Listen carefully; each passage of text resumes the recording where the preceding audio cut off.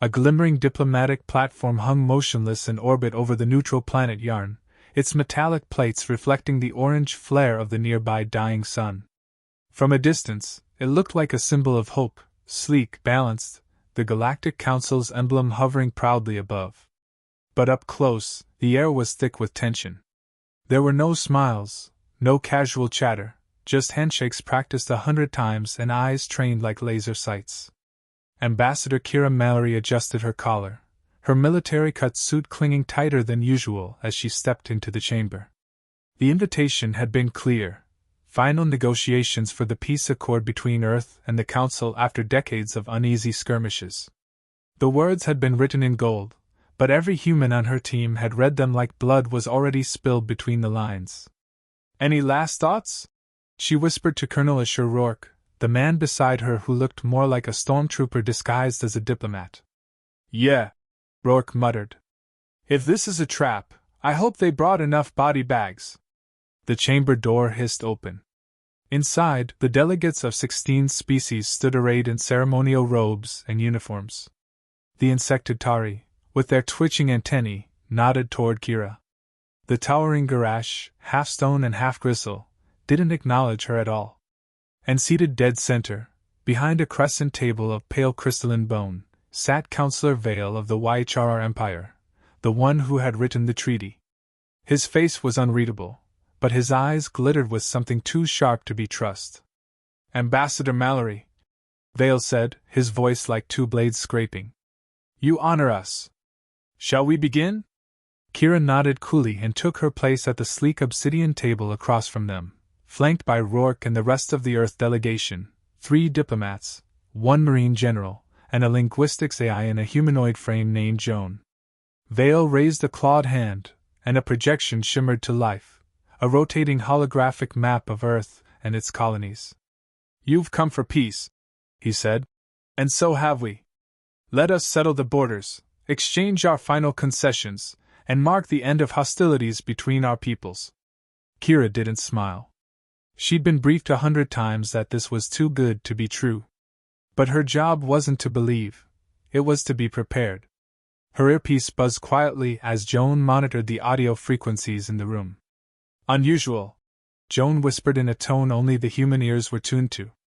"Ultrasonic communication detected. They're coordinating something." Rourke tensed. "Can you decode it?" Kira whispered. "Working." Councillor Vale pressed his claws together. "The Council proposes the following: Earth shall cede expansion rights in the Eastern Spiral to our Federation allies, in exchange for a 10-cycle truce and full trade restoration." Kira blinked. That wasn't peace, that was surrender in slow motion. "That is generous of the Council," she said, her voice diplomatically smooth. "But I noticed the map also includes human-established terraforming outposts, many of which lie in what you've now labeled as disputed territory." Vale's smile widened. "Mistakes happen. That's why we're here." Behind the mask of formality, Kira could sense it. Something wasn't right. The Council knew those worlds weren't theirs.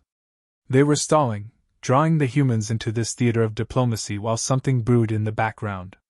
Suddenly, Joan's voice clicked sharply in her ear. "Confirmed, a coded command was just issued from Vale's seat. Coordinated fleet movement underway in Sector 23 Harkon. Earth colonies are the target." Kira didn't flinch. But her fingers tapped the emergency frequency button under the table, sending a silent pulse through subspace. If it was a trap, Earth's retaliation fleet, waiting just behind the Oort cloud in stealth, would know it was go time. "Counselor," Kira said slowly, standing, "may I suggest we recess for an hour? There's a matter our delegation must review in private." Vale gave a slow, indulgent nod. "Of course. Humans are known for their deliberation." Kira's eyes narrowed slightly at the jab, but she bowed and led her team from the chamber. Once the doors closed, Rourke exploded. "They're launching a first strike? During peace talks?" "No," Kira said flatly. "Using peace talks to cover a first strike. It's worse." She turned to Joan. "Status?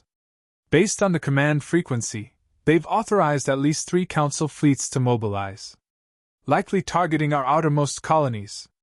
They believe we'll be too politically entangled to respond. Rourke snarled.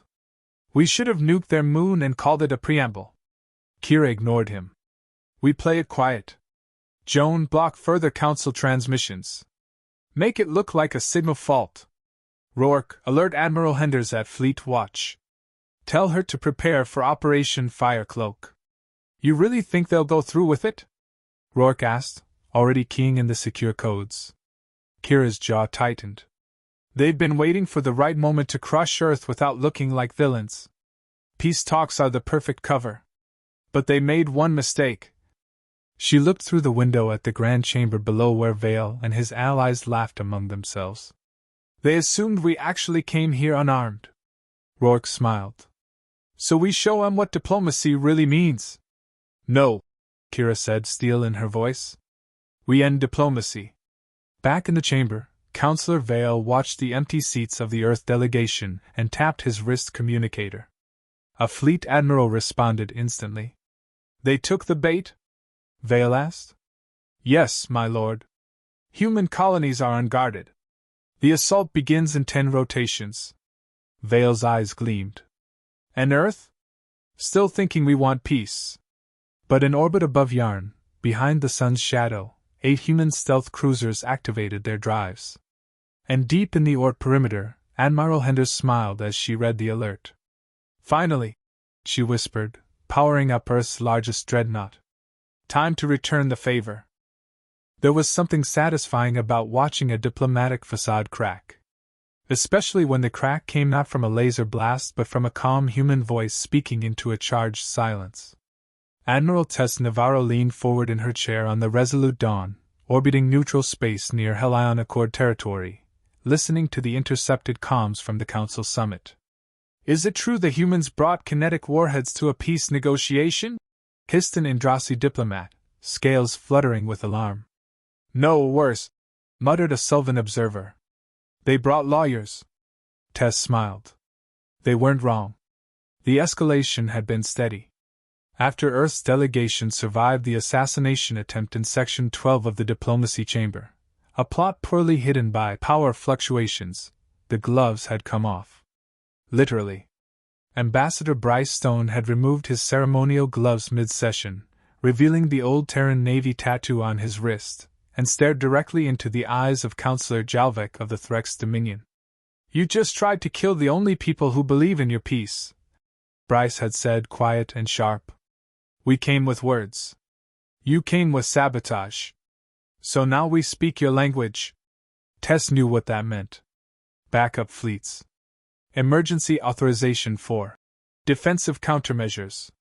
And the biggest piece of bait they'd ever left in neutral space, Fortress Leonidas, a mobile defense station masked as a slow-moving diplomatic relay platform. Now it powered up its weapons for the first time in 50 years. On the diplomatic side, Earth played it calm. Ambassador Stone remained at the table. But his tone had changed.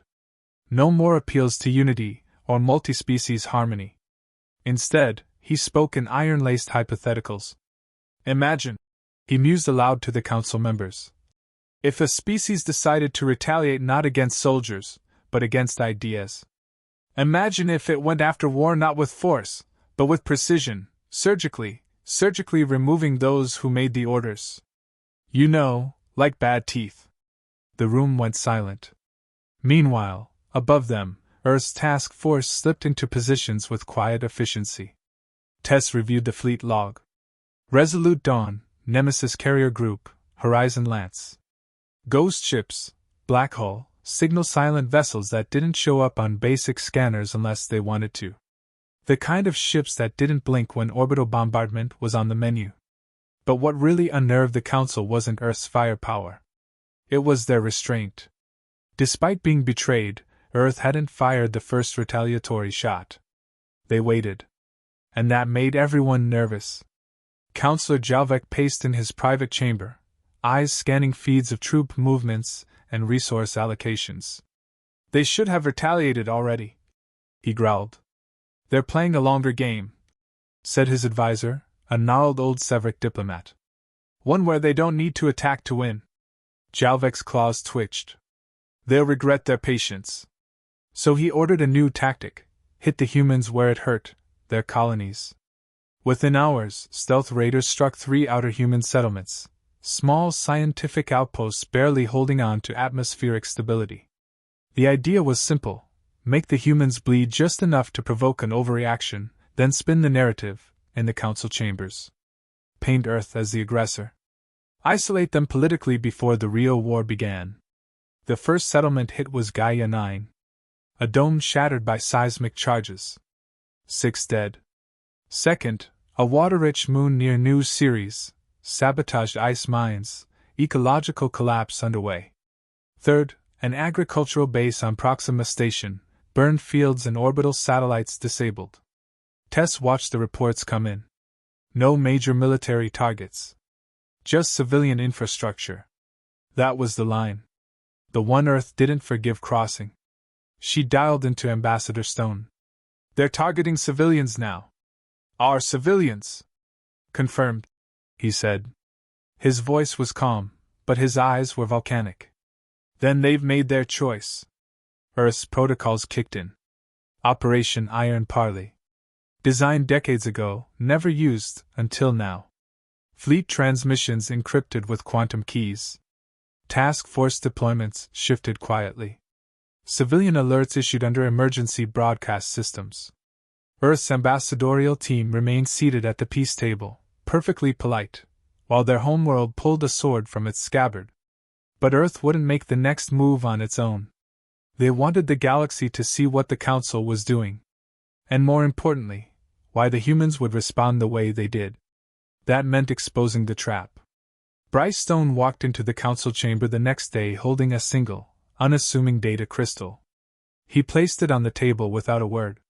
The Council's translator AI lit up with alerts. "What is this?" demanded Counselor Yevrix of the Drellic Combine. Bryce shrugged. "A gift." He activated the crystal. Footage played in real time. High resolution, multi-angle captures from the assassins who had tried to kill Earth's delegates, interior audio logs, facial recognition scans, chain of command documents leading back to Threx military contractors and unauthorized access logs from the Council's own security systems. It was a confession. But not in words. It was proof. "Funny thing," Bryce said, almost bored, "about having redundant sensors. You get to collect all the versions of a story. Even the ones someone tried to delete." The room turned to chaos. Counselor Jalvek sputtered. "Fabrications. Deep fakes. You're welcome to try disproving it," Bryce said. "But in the meantime, Earth will be reviewing its diplomatic ties to this body. And initiating contingency plans for planetary defense." He rose. So did every member of his delegation. As they left, the message was clear. Earth was done talking. But that wasn't the real blow. The real blow came 5 hours later, when the Helion Accord, Earth's only significant rival in the region, sent a message directly to Tess Navarro's fleet. Transmission confirmed. Helion Accord has suspended neutrality. Human retaliation deemed justifiable. Alliance offer pending. Tess smiled at her crew. Bring Leonidas online. And so began the war after the peace treaty. Not in bloodthirst. Not in revenge. But in surgical, terrifying, calculated precision. Earth had turned diplomacy into a scalpel, and the galaxy realized too late they were on the operating table. The silence between the shattered fleet remnants was eerie. Smoke curled through the vacuum in lazy plumes from shattered hulls. The treaty had failed, and what remained was raw betrayal and retaliation.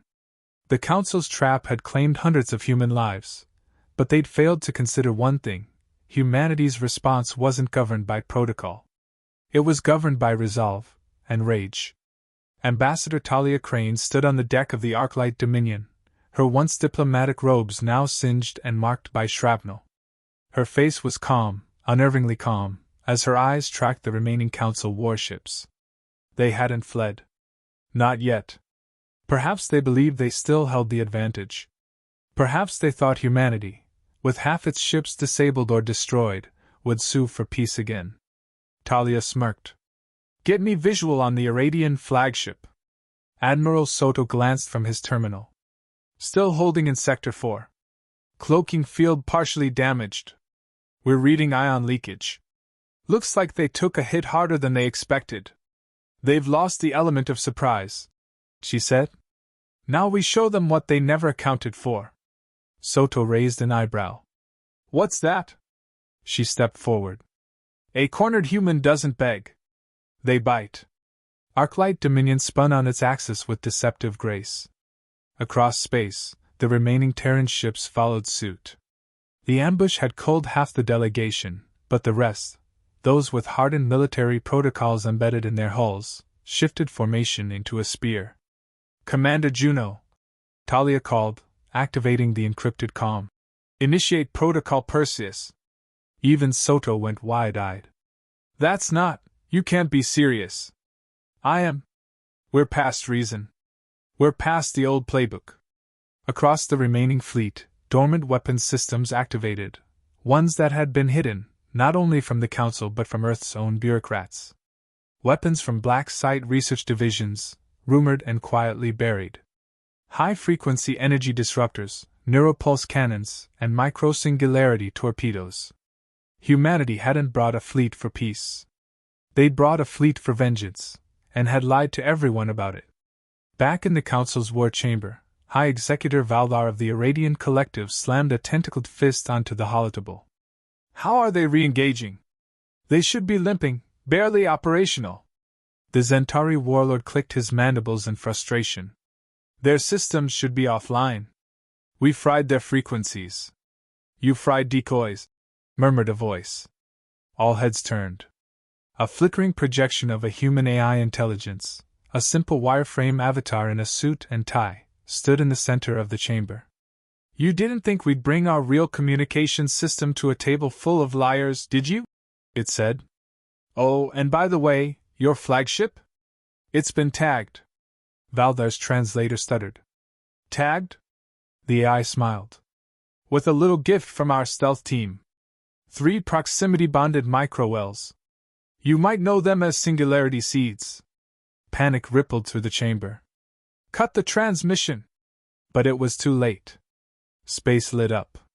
The Arclight Dominion released a concentrated barrage of displacer rounds. These weren't meant to destroy ships. They were meant to open them. The energy tore through shielding matrices, bypassed armor, and detonated inside critical systems. The Irradian flagship convulsed in space before imploding into a neat, silent sphere, one that collapsed into itself with a bloom of blue light. Human ships didn't pause. They surged forward like wolves tasting blood. Talia's voice, calm and cold, echoed across the battle net. If they brought a trap to a treaty, we'll bring judgment to their doorstep.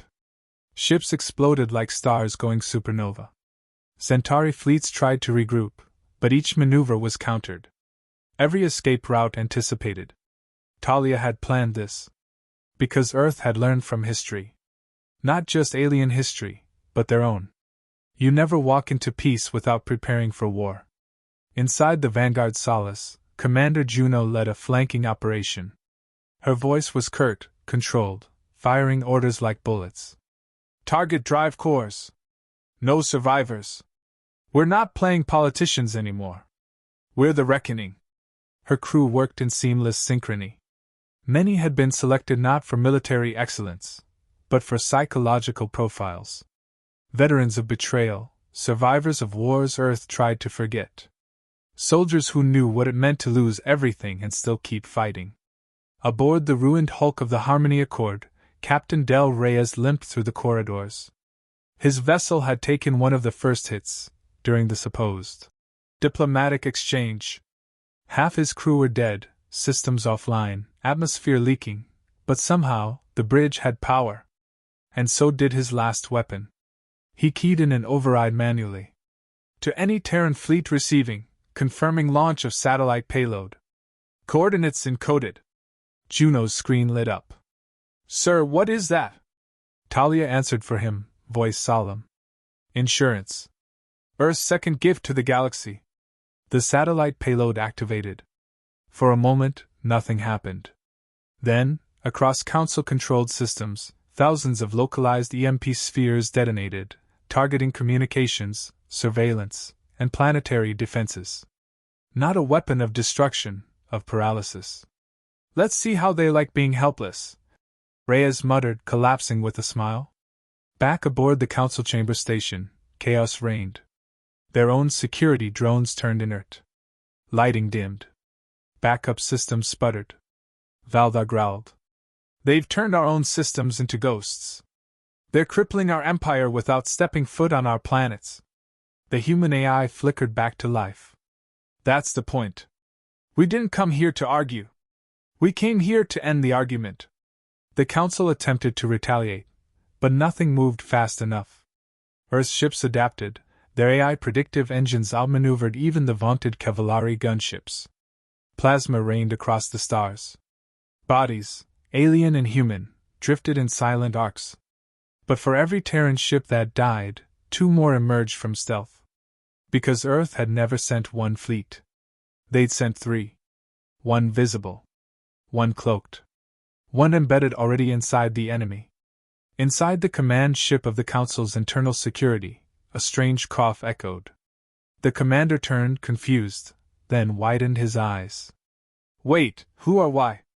The embedded human agent removed their helmet. A woman with a scarred face and a cruel smile. She winked. "I was invited. You just forgot to vet your translators properly." Then she pressed a button. Every security terminal in the fleet began broadcasting one phrase, in every known language. "You betrayed the wrong species." The internal systems detonated. Back at the heart of the engagement, Talia stood watching as the last of the Iradian ships tried to flee. She turned to Admiral Soto. "Let them go." He blinked. "Let them? We can finish them." "They need to run," she said. "They need to go back and tell their people what happened when they tried to cage Earth. Fear is more useful than corpses now." "But—" he hesitated, then nodded. "Understood." On the human fleet channel, Talia broadcast across the galaxy. This was not war. This was a message. Earth extended peace, and was met with knives. From now on, let every civilization remember, Earth does not forget. We do not forgive. She paused, then added, "And we do not come unarmed." As the human ships turned away, leaving only burning wreckage in their wake, the galaxy watched in stunned silence. In one night, the Council had gone from rulers to refugees. The peace treaty had been a trap. But humanity? Humanity had been the spring-loaded jaws beneath it all along. The battlefield hung in eerie silence for a heartbeat before everything shattered.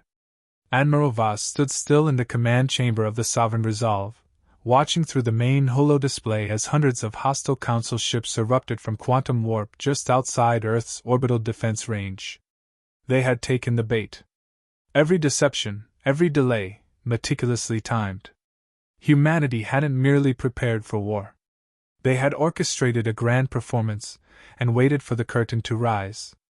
"Engage Project Black Halo," Voss said calmly, not bothering to shout.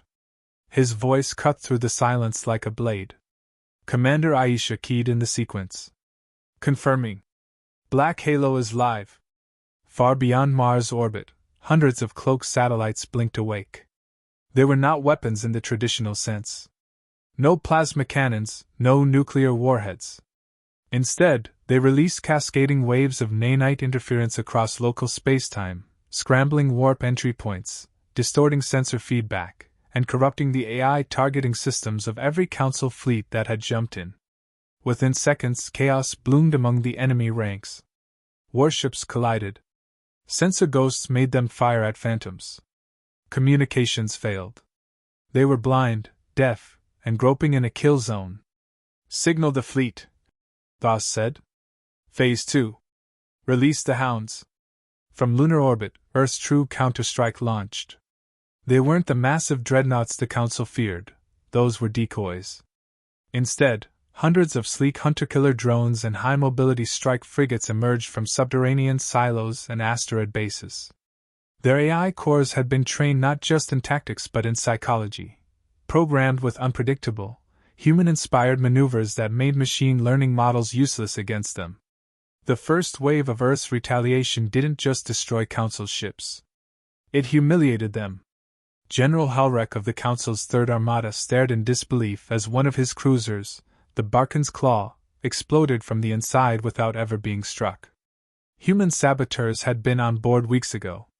Now they activated embedded viruses and nanocharges that reduced one of the galaxy's most fearsome vessels to scrap in moments. "We underestimated them again," he hissed, clawing at his head crest. "Why didn't we listen to the Larian reports?" On Earth, the global broadcast system lit up. Civilians and soldiers alike watched from bunkers, home screens, and command hubs as the impossible unfolded. It wasn't just a defense, it was a rout. And yet, the humans hadn't struck indiscriminately. Each target was surgically selected. Each strike was more message than tactic. The peace treaty had been a trap. Humanity had known. But it had chosen to walk in anyway, smiling, armed, and ready. Back aboard the Sovereign Resolve, Admiral Voss studied the casualty reports. A few losses, expected. But far fewer than anyone projected.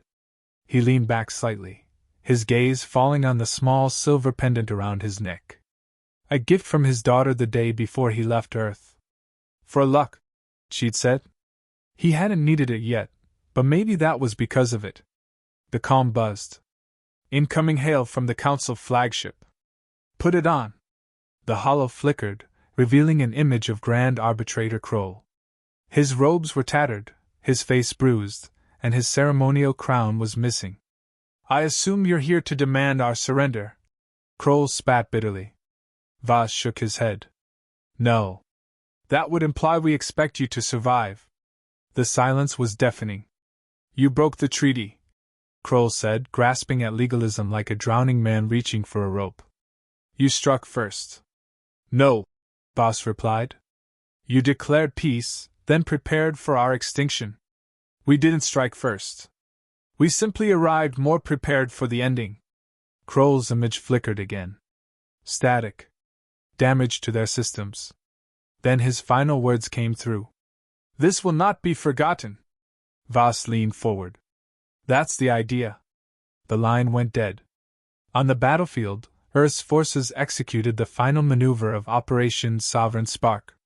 Precision rail bursts fired from orbital rings struck at command nodes, shipyards, and hyperspace jammers. The last functional Council vessels fled, limping and broken, into the void, leaving behind shattered metal, failed ambition, and the burned remnants of arrogance. But Earth did not pursue. There was no need. The message was sent. 1 week later, the surviving members of the Galactic Council convened in a secure relay chamber deep within the Magtherian Nebula. They were diminished, both in number and morale. Even now, they didn't understand how Earth had grown so strong, so fast. They had spied, bribed, coerced, yet nothing had prepared them for this kind of resistance. Not physical. Not technological. But something deeper.